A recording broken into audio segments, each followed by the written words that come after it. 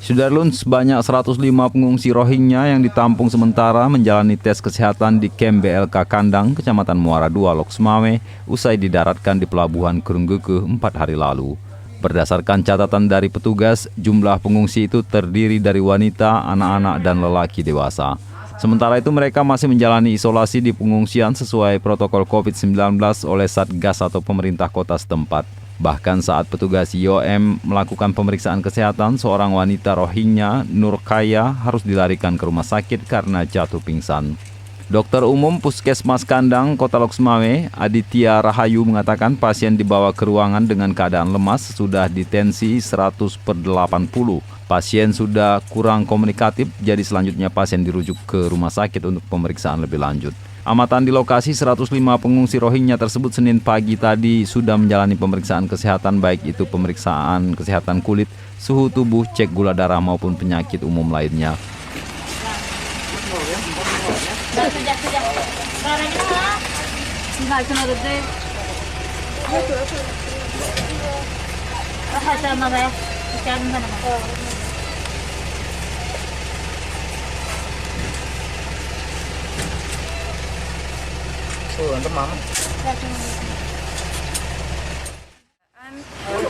Responnya sudah mulai berkurang.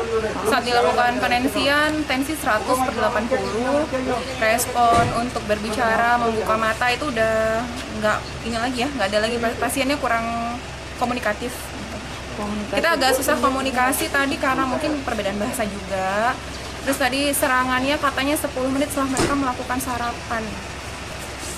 Kalau kita bilang kejang nggak juga ya. Kalau kejang itu kan memang ini kayak seperti menahan sakit atau apa, cuma dia nggak bisa jelaskan gitu. Karena tensinya tadi kayak saya jelaskan 100/80.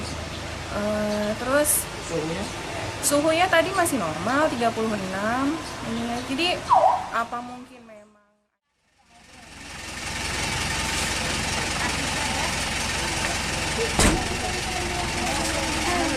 Dari Lok Sumawe, Zaki Mubarak, Serambion TV.